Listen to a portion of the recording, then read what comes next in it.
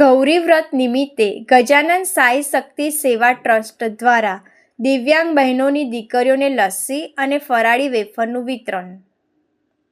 ગજાનન સાઈ શક્તિ સેવા ટ્રસ્ટ વડોદરા દ્વારા દર વર્ષની પરંપરા મુજબ આ વર્ષે પણ ગૌરી વ્રત નિમિત્તે સેવાકીય કાર્યક્રમનું આયોજન કરવામાં આવ્યું હતું.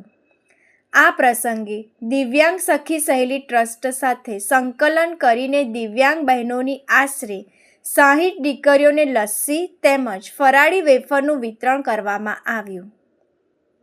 દીકરીઓએ આનંદપૂર્વક પ્રસાદી સ્વીકારી અને ટ્રસ્ટના આ સેવાકીય કાર્યની પ્રશંસા કરી.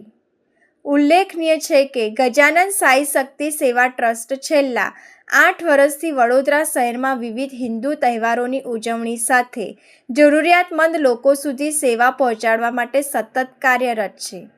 સમાજમાં માનવ સેવાનો સંદેશ ફેલાવી જરૂરિયાતમંદોના ચહેરા પર સ્મિત લાવવાનો ટ્રસ્ટનો મુખ્ય ઉદ્દેશ રહ્યો છે. આ અવસરે ગજાનન સાઈ શક્તિ સેવા ટ્રસ્ટના સંચાલક વિકી શ્રીમાળીએ ટ્રસ્ટના તમામ હોદ્દેદારો, સભ્યો, સેવાભાવી કાર્યકરો તથા દાતાશ્રીઓનો હૃદયપૂર્વક આભાર વ્યક્ત કર્યો હતો. તેમણે જણાવ્યું હતું કે સમાજના સહયોગથી આવા સેવાકીય કાર્યો ભવિષ્યમાં પણ સતત ચાલુ રહેશે.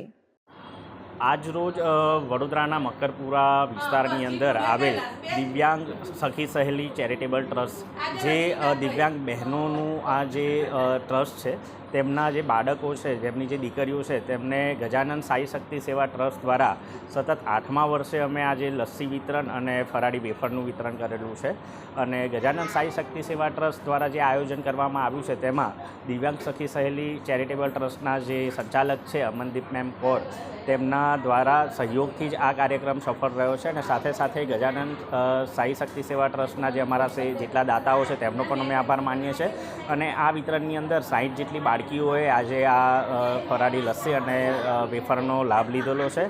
અને આ પ્રોગ્રામ કરીને અમારા સાઈ શક્તિ સેવા ટ્રસ્ટના જે પણ સંચાલકો અને કાર્યકર્તાઓ છે એમાં ખુશીની એક લાગણી છે.